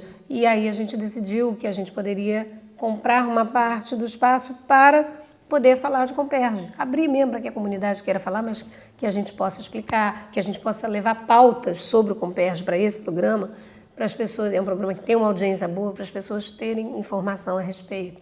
Então, só para te citar duas coisas que já estão em andamento, assim, agora tem vários outros projetos, tem um projeto de uma rádio, de repente voltada para todos os municípios, uma rádio do Comperj, mas aí tem outras questões, é uma coisa que ainda está meio projeto, eu não sei se a gente vai conseguir decolar com isso ou não. Mas vai adaptando também, Isso. né? Eu acho que vocês têm essa capacidade, que ela não é só da engenharia, do Sem dúvida, ela permeia, né? Vocês têm esses desafios e vocês acabam resolvendo. E o bacana é a gente poder se integrar com essas áreas. Você tem área de comunicação e abastecimento, você tem na engenharia, você tem na SMS, e todas, na verdade, são áreas aí, são partes interessadas também, né, no Comperj do ponto de vista de comunicação.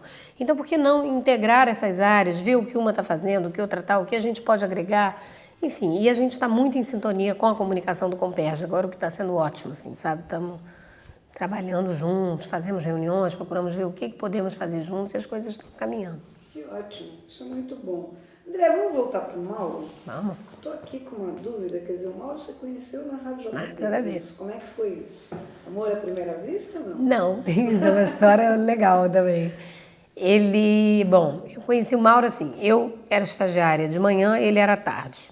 Aí a gente quase não se cruzava nos primeiros meses. Ele me disse sempre que um dia ele viu a lauda escrita lá, André Viana, e perguntou quem era eu, aí falaram que eu trabalhava lá de manhã e tal. Aí um belo dia ele começou a cobrir esportes e aí teve que chegar mais cedo, que, aliás, acho que é o contrário, ele antes cobria esporte, trabalhava de tarde, aí depois passou para política e veio para de manhã. E aí a gente se encontrou, e aí a gente começou a conversar. Só que Mauro era noivo nessa época, de uma menina que ele já namorava há muitos anos, em Niterói.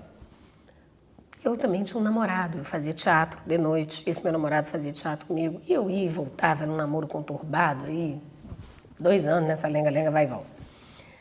Bom, e aí a gente era amigo, a gente conversava, não sei o quê. Aí houve um determinado momento que começou a rolar um clima, né, assim, tal, a gente ficou meio atraído um pelo outro. Mas ele estava para casar. E ele chegou a me dizer claramente que ele estava envolvido comigo. Mas eu descartei e falei para ele, não, eu acho que você está misturado, porque afinal de contas você namora essa menina há muitos anos, você está com medo desse casamento.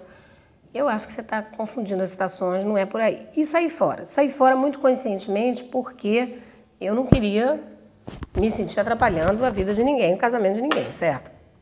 Tá aí com essa noiva há anos, então eu não queria mais problemas. Já estava com um namoro que ia, que voltava, não sei o que, não, complicado. Não dei bola, saí fora. Aí ele casou. Eu voltei com o meu namorado, fiquei naquela coisa, com esse de idas e voltas, esse conturbado. Dá para falar o nome dele, não? Hilton. O Hilton, tá. Aí era essa confusão e tal, bom. E aí eu resolvi, eu acabei terminando com o Hilton lá uma época, nessas idas e voltas. E ele começou também a ficar mal no casamento dele. Nesse período, eu não fui ao casamento dele, porque eu achei que podia ficar uma coisa meio chata para ele, né? Porque ele estava assim meio dividido e tal. Mas aí depois disso houve uma festa, eu fiz um churrasco para todo o povo da Rádio JB lá no Alto da Boa Vista, na casa dos meus avós. E aí ele foi com a mulher. Mas aí já estava ficando a coisa esquisita, ele dizendo que estava infeliz no casamento e que ele gostava de mim, e eu achando que não era bem assim, e eu fiquei confusa, enfim. Aí, no meio dessa confusão toda, ele um dia me diz que tinha saído com uma outra menina lá da rádio, uma outra jornalista. Aí eu não gostei, aquilo me bateu mal, foi engraçado, sabe? Porque enquanto era o seguinte, era a mulher dele, era noiva dele há anos, eu me sentia assim, uma intrusa na história, não. Mas aí quando ele falou que tinha saído com uma outra menina, eu falei, qual é a sua, afinal de contas? Aí chegamos a sair para jantar, conversar sobre essa história, ele falou que estava muito misturado, até que um dia ele virou para mim e falou assim, olha, quer saber de uma coisa? Eu cheguei à conclusão que a única pessoa que me balança é você. Não adianta, isso continua, você queira ou não queira, é assim. Aí aquilo me pegou. E aí eu já tinha terminado meu namoro, aí eu realmente já estava começando a ver que não era eu a culpada pelo fim daquele casamento, porque aquele casamento já tinha começado mal, né?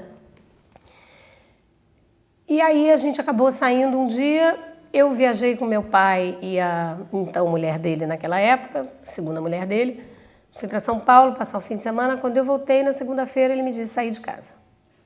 Assim, uma semana. Ele tinha 1 ano de casado. Aí eu fiz essa mesma cara, fiquei espantadíssima, porque eu não imaginava que ele tivesse coragem de sair de casa tão rápido. Né? Era uma coisa até que meu pai na época me dizia, você tem que ter cuidado, vê lá se você não vai ser uma muleta para esse rapaz, porque ele não está bem no casamento dele, de repente você vai ser um apoio para ele sair fora, não sei o quê. Então eu achava que aquela coisa ainda ia render. E ele, 1 semana, saiu fora. Eu achei aquilo de uma coragem enorme, porque eu sei o processo de sofrimento que foi, né? Claro que achei, assim, muita coragem. E dali a gente continuou a sair, e aí começamos a namorar, e aí divulgamos na rádio 2 meses depois que nós estávamos namorando, né? Tornamos oficial o nosso namoro. E assim ficamos. E aí 1 ano e meio depois, quando eu entrei para a Petrofértil, ele se propôs a que a gente fosse morar junto, ele queria até casar comigo antes de eu trabalhar, e eu me lembro que eu falei para ele o seguinte, eu não quero sair da dependência da minha mãe para ir para a sua dependência. Eu não quero começar uma relação nesse nível. Uma coisa é, ao longo da vida, se você perder o emprego, se eu perder o emprego, a gente se ajuda, faz parte, está no processo. Agora, eu já começar uma vida sem trabalhar com você, não quero. Só quero quando eu tiver meu emprego. Aí, quando eu fui finalmente contratada na Petrofértil, em outubro de 84, aí nós decidimos casar em janeiro de 85. E, quer dizer, fizemos uma festa e tal, porque ele estava separado, não podia casar, fizemos uma festa, né? E 1 ano e meio depois nasceu a nossa primeira filha, Carolina, que hoje está com quase 23 anos. Depois, 4 anos depois, o Léo, que está com 19, vai fazer 19 agora. E depois o Vinícius, em 93, que está com 15 para 16. E foi muito legal tudo, assim, porque a gente antes era amigo, né? E essa amizade foi uma coisa que se transformou e eu realmente me apaixonei por ele. E aí ele era aquele namorado que eu esperava, que até então eu nunca tinha tido, que era aquele cara carinhoso, presente, pá, às vezes até demais, às vezes eu dizia, ai, peraí, porque eu estava habituada, eu sempre fui rainha da galera, sabe? Eu era aquela adolescente, tinha 1000 amigos em volta grafitando, tudo era na casa da Deia, que é o meu apelido entre os meus amigos, vamos para a casa da Deia. Era sempre assim. E minha mãe sempre foi muito aberta, sempre acolheu meus amigos todos de braços abertos, então de repente, eu ter alguém me cerceando também era uma coisa complicada. Mas aí é que vem o amadurecimento de uma relação, quer dizer, porque todos os outros namoros eu acho que eu namorei junto com a galera. E ele já era um cara, né, 3 anos mais velho que eu, com uma cabeça, né, já tinha sido casado, profissional formado, mais na dele, ele não tem esse temperamento tão expansivo, ele é mais reservado. Então eu acho que isso foi uma coisa que deu uma equilibrada, quer dizer, ele equilibrou o meu lado espeveta, entendeu? Aquela coisa elétrica. E eu também dei uma puxada nele para cima, porque ele ficava muito quietinho, muito na dele, então, assim... Então, eu acho que hoje a gente tem um equilíbrio muito legal, quer dizer, a gente está planejando comemorar as bodas de prata em janeiro, né? Ano que vem, tá em janeiro.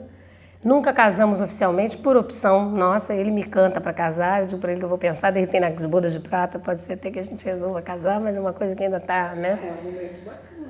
Mas que, assim, a nossa vida com os 3 filhos é muito legal, né? A gente tem uma abertura muito grande, a gente fala sobre tudo.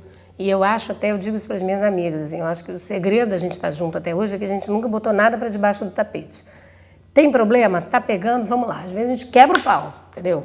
Mas tudo bem, porque dali a gente sai melhor, tanto eu quanto ele, né? Porque eu acho que se a gente ficasse deixando rolar, aí eu acho que a gente não chegaria onde chegou. A gente tem um casamento muito vivo ainda, graças a Deus, assim, muito, né, parceiro um com o outro, a gente gosta muito das mesmas coisas, tem coisas que a gente gosta diferente, e aí é o que eu digo para ele, a gente tem que respeitar, né? Se eu tô a fim de fazer uma coisa e você não está, ninguém vai morrer por causa disso. Eu faço, você não faz e vice-versa, tá tudo bem, né? Estamos juntos aí.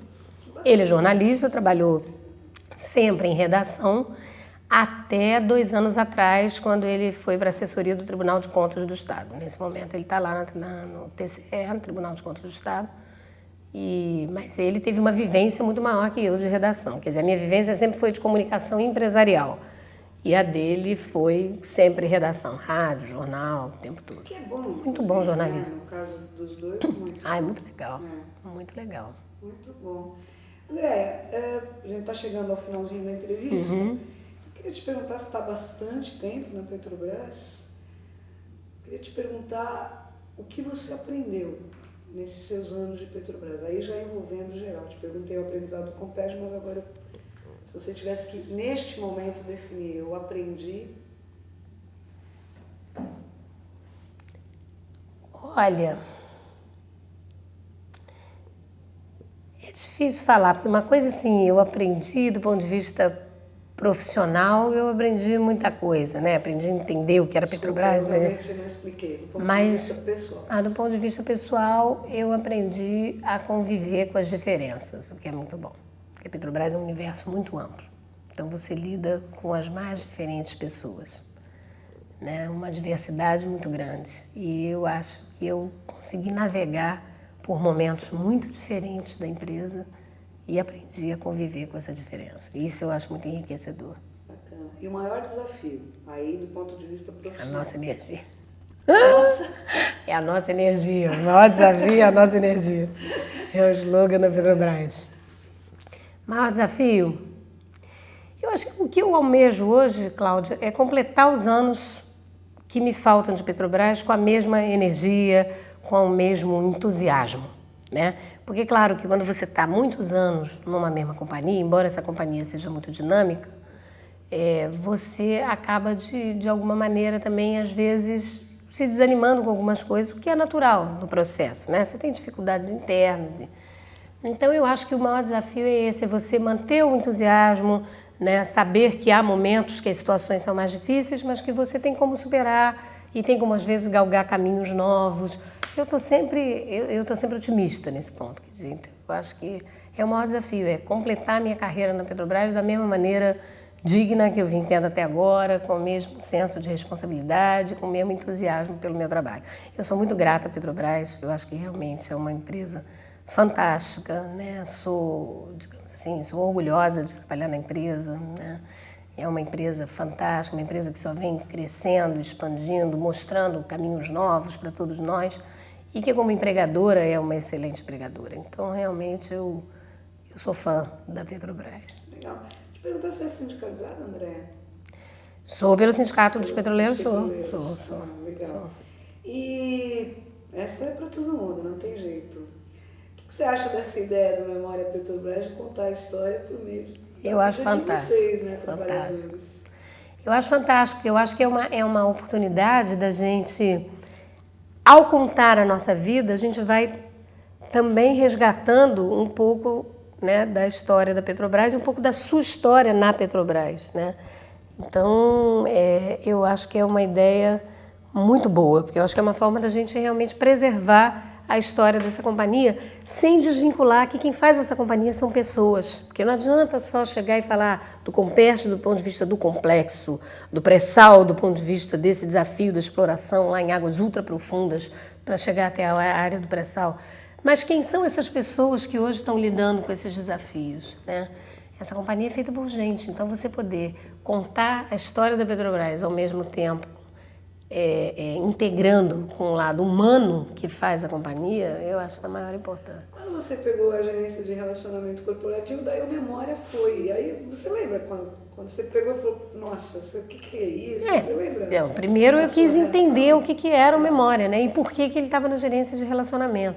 Primeiro que relacionamento, né, Cláudia, é uma coisa meio complexa. O que quer dizer essa palavra relacionamento? Você pode ter relacionamento em vários níveis. E aí você, o que é isso, relacionamento? Então eu procurei entender um pouco melhor isso. E, assim, o memória não deixa de ser um instrumento de relacionamento na medida em que ele interage, em que ele busca, né, respostas, em que ele entrevista pessoas e você, a partir daí, muitas vezes você pode, né, inclusive, ter os contatos dessas pessoas para outros desdobramentos de atividades. Então, ele é, sem dúvida, um instrumento de relacionamento externo e, ao mesmo tempo, ele é uma forma de divulgar a companhia para fora, né? Num primeiro momento, eu realmente fiquei assim, bom, mas como podemos trabalhar a memória como relacionamento e como é que é isso? Quer dizer, procurei conversar muito com Miriam e Sheila para entender. Aliás, essa é uma coisa que eu acho fundamental. Você não pode chegar numa área achando que você sabe. Você está chegando de fora. Minha história era Gás e Energia, mais recente. Antes de Gás e Energia era BR, antes de BR era Petrofert. Quer dizer, eu não podia chegar já achando que eu ia dar as cartas. Eu precisava entender o ambiente onde eu estava. E eu procurei ouvir muito. No caso específico do Memória, eu conversei muito com a Miriam e com a Sheila para entender como é que era, como é que o programa estava se desenvolvendo, qual era, enfim, a importância dele, como era feito, né? E foi muito bom, assim, foi uma grata surpresa. O Memória é um dos processos que realmente me motiva. Aliás, quase todos eles, mas Memória, o Coral, o Espaço Conhecer, são processos realmente que eu acho muito bacanas, assim, de você. Mas eu nem te perguntei desses todos qual você mais gostava, porque pelos contatos que a gente tem, eu tenho a impressão que você gosta de todos, como filhos, de uma forma bastante igual. Né? Eu gosto de todos. Eu acho que cada um deles tem a sua importância. Eu vejo você tratando com a mesma importância todos eles, né? Eu procuro, pelo menos, né, tentar me distribuir entre todos. Às vezes é aquela coisa, a cabeça tem que... Você está com a cabeça sintonizada aqui, falando com a Sheila ou com a Miriam, aí entra o Machado com uma questão do coral, daqui a pouco vem o Ricardo falar do Comperge ou do CEP, ou... enfim. Então você tem que, né... Mas é muito gratificante. Inclusive, essa complexidade de atividades, ela te faz estar ligado em muitas coisas, e isso é bom. Para a gente encerrar, o que você achou de dar esse depoimento para o Memória Petrofert? Adorei. Adorei. Eu primeiro achei que pudesse ficar um pouco travada, porque eu não sabia exatamente o que você ia me perguntar. Eu vim para cá sem saber nem se seria uma entrevista temática ou se história de vida, né? E eu achei ótimo ter sido história de vida, porque me dá mais facilidade de falar, a gente fala com mais... né, desenvoltura. E, ao mesmo tempo, me fez resgatar um pouco, lembrar toda essa trajetória da Petrofert até aqui, né, e que é muito importante para mim. Você, como canceriana, deve saber que a gente gosta do passado também. A gente não consegue deixar o passado de lado e ir em frente. Então, é uma oportunidade de relembrar toda essa história, né? Bom, bom. É muito bom. Alguma coisa que faltou eu perguntar, que você gostaria de deixar registrado? Acho que não, Cláudia. Eu estive pensando, assim, acho que as coisas que eu queria falar, eu acho que todas foram faladas. Acho que tá ok. Então, Andréa, muito obrigada por você. Obrigada a vocês pela oportunidade. A nossa luta aí para que você viesse, era muito importante para o projeto, para o programa. Muito obrigada, foi uma ótima entrevista, eu tive muita honra. Eu que agradeço, espero ter contribuído aí para o acervo do Memória. Memória. Entrevistar, gostei mesmo, realmente gostei muito. Que bom. Obrigada. Obrigada a vocês, gente. Obrigada mesmo.